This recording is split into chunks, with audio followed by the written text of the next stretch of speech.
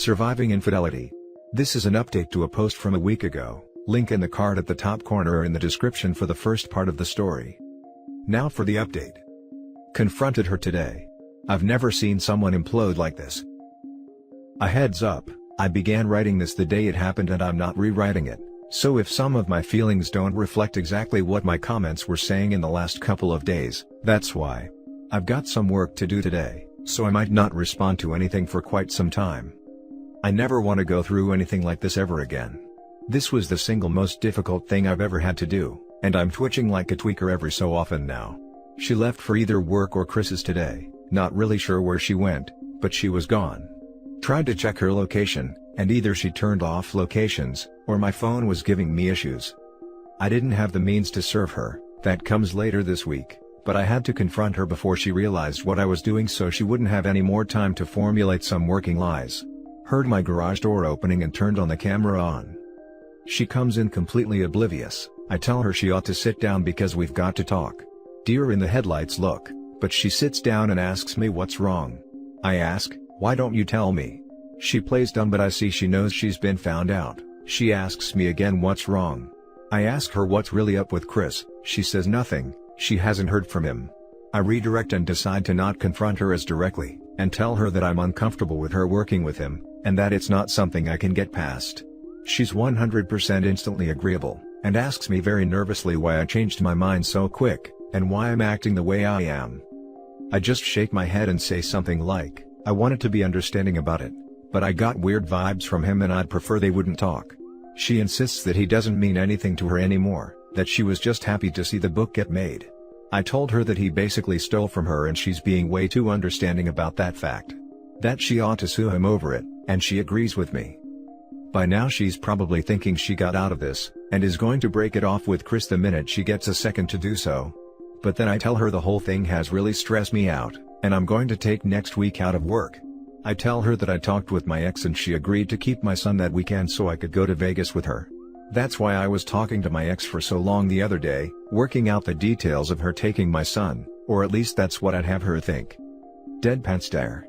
I start talking about how COVID has shut down a lot of stuff, and I'm not even sure what's open in Vegas. She cuts me off and tells me that it was actually cancelled today. The conversation from here on goes like this. Paraphrased of course. Me, it got cancelled last month. Her, no, he told us today because he wasn't sure whether or not it was off until today. I know it got cancelled last month. Her, what are you doing? Why are you telling me you want to go and then telling me it's cancelled? I don't get what you're doing. It was cancelled last month. What were you going to do if I didn't ask about it? Her, you're freaking me out. It was cancelled today.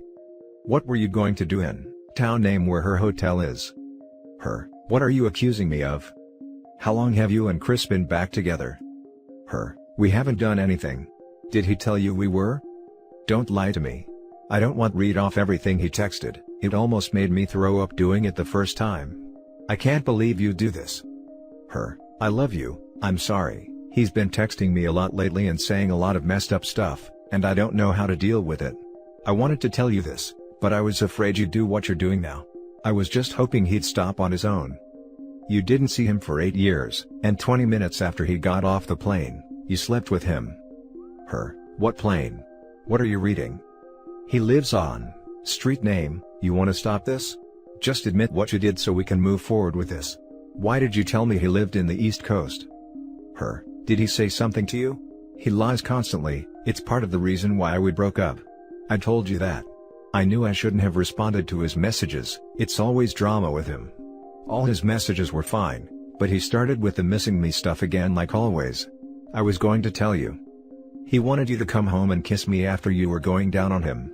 I read your messages, I saw them in your email and in your texts. You're cheating on me and I want you out of this house today. Her, what? I'm not cheating on you. If you don't want him around, I'll tell him to get lost, but honey I'm not cheating on you. Is that what he told you? He's lying. Stop it. I told you I went in your messages on your phone. You're going to get your stuff and you're going to go to your parents. I made copies of your emails and screenshots from your texts. I don't want to show them what you two say to each other. But if you're going to keep lying to my face, I will. We're done, go get your stuff. She tried even in the face of all that to play stupid and lie, But finally tired of it, I broke out my copies of their texts and handed them to her. She looked at them for 2 seconds and then broke down, crying hard. Like I've never seen her this devastated by anything. I even felt bad for her for a little while. She said she was sorry, that it got out of hand and she wanted to put the brakes on it, but he had gotten possessive, and was threatening to expose her if she ended it with him. I told her that none of that was in their texts, and that she's still lying to me. She was going to go off and spend the weekend with him. She then told me it's done between them, and she'll make him go away, she won't ever talk to him again. I told her I don't care what she does, but I've been talking to a lawyer and the divorce papers will be ready soon. At this point, she explodes and repeats, "You've been talking to a lawyer?" Like 4 or 5 times, and honestly, I was ready to call the cops because she's closing in on me and really screaming now. I tell her to calm down, that I have a camera going. She then continues to break down and not resemble anyone I've ever met before. Kept saying stuff like, "You just planned all this out." Smiling to my face, just planning this all out. Which every time she did, I responded with the same, "Well, look at what you've been planning," and smiling to my face, "while you're out doing XX." I asked her why she'd do this to us, and at first, she couldn't give me a straight answer. She tried to tell me it was meaningless intercourse, so I responded with, "Oh, so you ruined us for no reason, then that's great." After a bit, she sort of got quieter, and I don't know if she was being honest, or just trying to hurt me, but apparently, she really messed up with him in her eyes. She called him her soulmate and I nearly started breaking stuff. I asked her why she just didn't ditch me for him in the beginning. I would have understood then, and she says she just needed to get away from him because she knew how bad she'd look to her family if she brought him back around. Apparently, they didn't like him either. She also said that she could never, and can never, actually be with him because her ex and daughter would fight her on this. So, going back to him legitimately was never an option. She then said she was sorry, and seemed to be in disbelief with how final I was with everything. She told me how much of a mistake it was, how much she would change and do whatever I wanted her to, just to fix the situation. I told her no. She then told me we aren't getting a divorce because she can make amends for this. I told her there was nothing she could do to earn my forgiveness. I will not forgive this ever, and somehow, she had the gall to be shocked by this. I told her then I opened an account in another bank and moved half from the joint account into it this morning and that the rest is hers. She can either get it herself, or I can get it for her, but the account is getting closed. She just nodded along and said we'd probably both have to go to the bank together to close it. She went and started packing her clothes up, peacefully, crying a little, and oddly enough, making threats every so often that she had better not have anything missing. I let it roll off my shoulder and told her to take pics of how she left her things and daughter's things, so when she comes back, she'll see I didn't touch anything. Her folks had been contacted and they're in disbelief. They're both surprised that Chris is even a factor in any of this, and spent time apologizing to me, and soon after, she was out of my house. The next day, soon-to-be ex hit my phone with so many "I love you, I'm sorry, we can fix this" texts, that I contemplated flushing my phone. I wanted to just turn it off, but my ex-wife had my son, so I needed it on just in case of an emergency or a change in plans when he was coming home. So, I just started responding to her texts by sending screenshots of the worst parts of their conversation, and saying nothing of my own.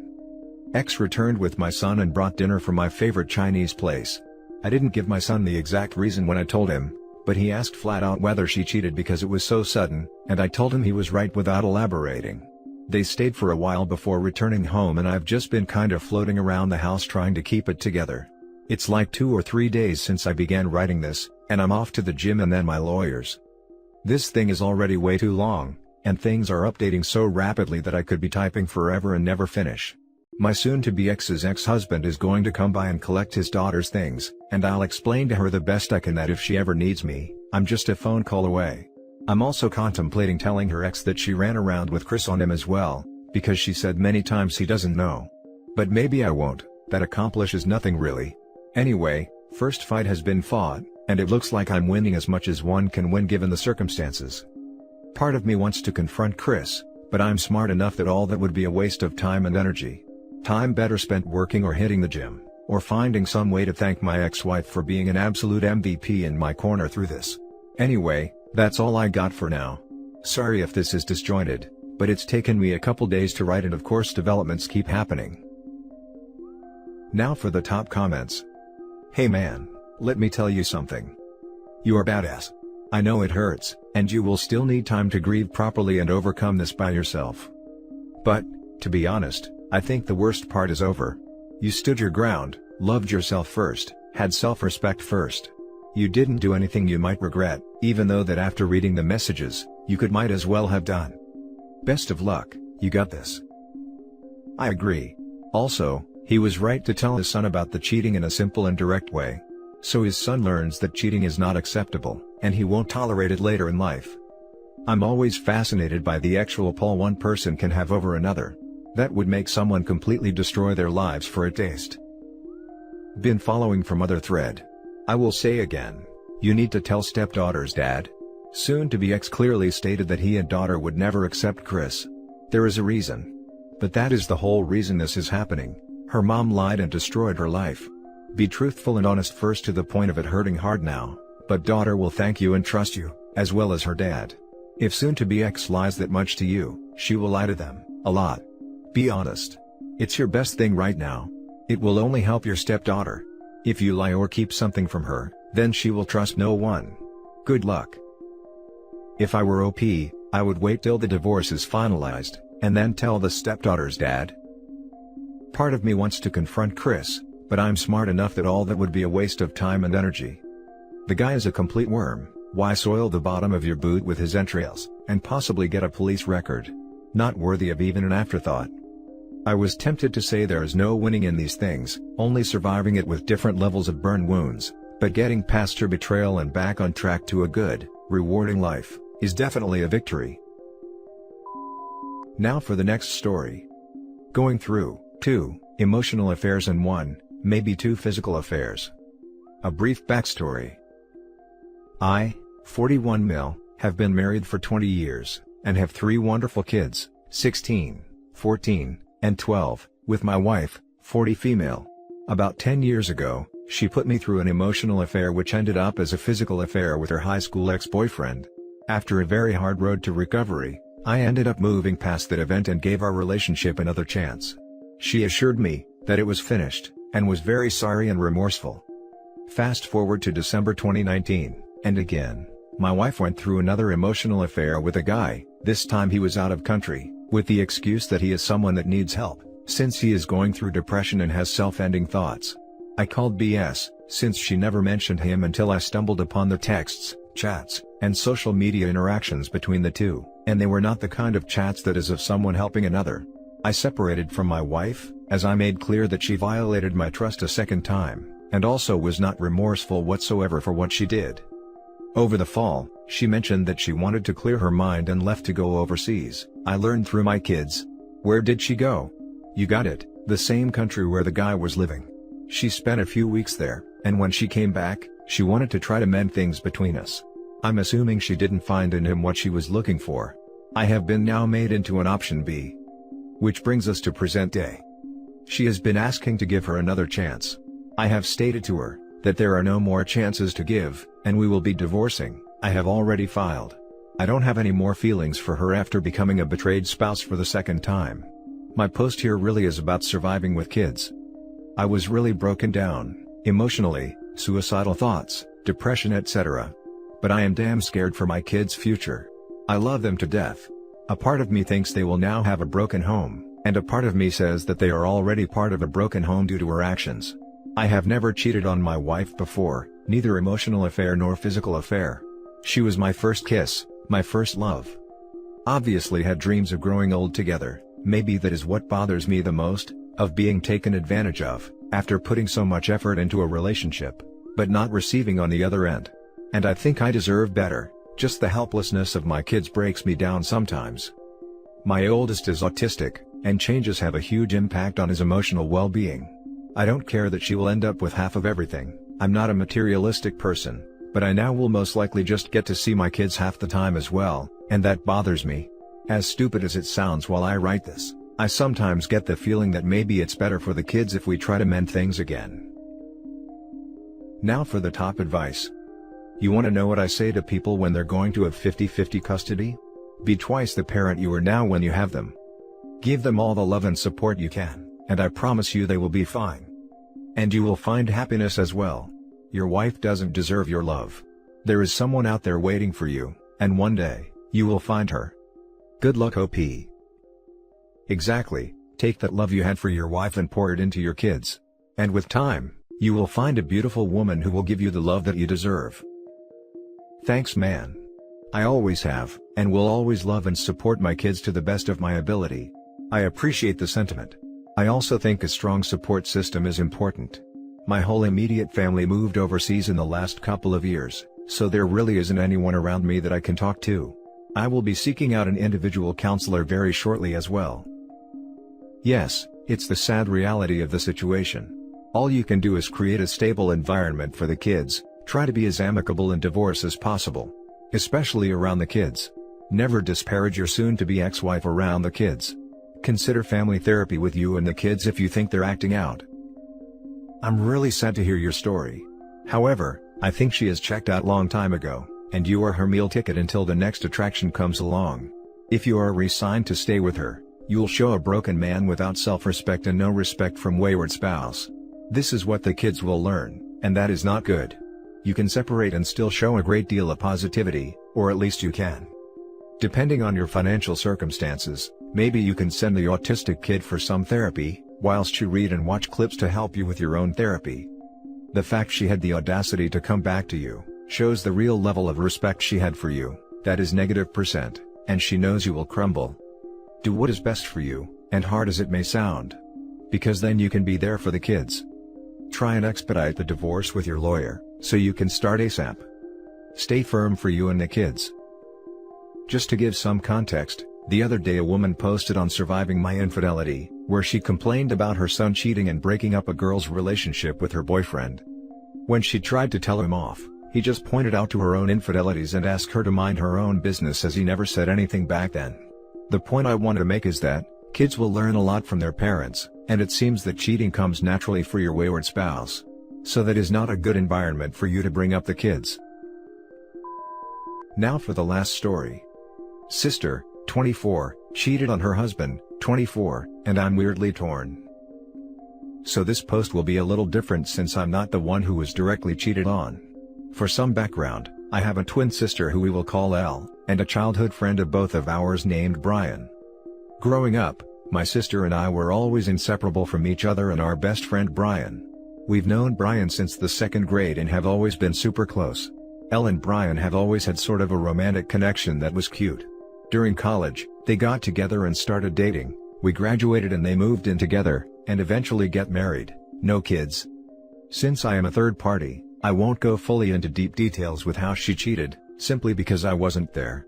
But for a brief synopsis, she fell in love with someone she was working with and cheated, and felt that she was more of a man and lover than Brian. They got a quick divorce and then she moved in with his co-worker. Did I also mention that this co-worker lives in the same apartment building as Brian and her? So now he has to see his ex-wife and the man who took her, many times throughout the week. My problem is that, we were all so close to Brian. He loved her with every ounce of his soul and provided and cared for her. Not to mention the fact that he's been loving her since high school. When I asked Al if he did anything to provoke her to cheat, I know there's no good excuse, but for my twin, I was trying to find one, but she never once faulted him. She simply would make comments about how her coworker is so much better than him, and that Brian was half the man he was. I argued with her once because I was completely shocked and disgusted by her actions, but try not to anymore, because in reality, it's not my relationship or my life. But I've lately been finding myself furious at her, and even felt some hatred. This girl is my twin, was the nicest person in the world, and she ended up cheating on and tormenting the daily life of someone who has been such a beacon of light in our lives, with such little remorse. Our parents are furious at her too. Our mom is extremely disappointed and our dad is heartbroken. He's mostly heartbroken because of the fact that Brian never had a dad growing up, and since our dad never had a son, Brian was kind of like the son he never had. He's known him for his entire childhood, and gave him advice and help that his own father couldn't. I came here because I didn't know where else to go, but I came here to ask how I can get over this. I have such negative feelings about my sister right now, and I want to rid myself of it, because at the end of the day, it isn't my relationship or my life. Something inside of me bursts into fire every time I even think of her. Should I talk to her again? Should I just distance myself from her until my feelings pass? I have no idea what to do. Now for the top advice. I may be out of line, but simply because your sister cheated on Brian, doesn't mean you need to cut him out of your life. Nor do your parents. Insofar as your sister? First, realize, you are not her. You may look alike, but obviously there are significant differences. Second, you are going to see your sister again. Family get-togethers, whatever. Figure out how to deal with that, counseling, and move forward. Finally, the karma train is silent and merciless. I recommend you not be anywhere near your sister when it impacts. Yeah, I haven't reached out yet because I felt that it wasn't my place. I know my parents have reached out, so I may do the same. And yeah, I know I'm not her. That's actually the reason I was so confused about it all. I don't want to feel terrible animosity, because at the end of the day, it's her life and her decisions. But even when I try to think logically like that, it's hard to erase the terrible feelings I have towards her right now. Thanks for the response, I needed it. Bang Brian and tell your sister. Not gonna lie, this made me laugh and I needed it. I think once you accept that your sister is a morally bad person, it gets easier. You can go back to loving your sister who makes bad decisions, instead of trying to find the perfect sister who doesn't exist anymore. Give up the idea of your sister who you once knew, and accept this new one. Just be wary to not put yourself in a position where she could betray/turn on you. You see what she did to her husband, and that could be an indicator of something selfish she would do that would hurt you. She has no remorse because she's happy, for now. As for Brian, talk to him, but don't force yourself into his life. Reach out every so often, and let him know the family still supports/welcomes him. He deserves a semblance of a support system for the time being.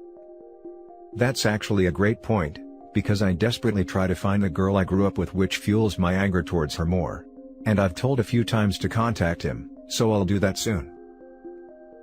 And that's it for this video guys. If you have thoughts to share, leave a comment below. Don't forget to hit like and subscribe if you like this content. I'll catch you in the next one. Good day everyone.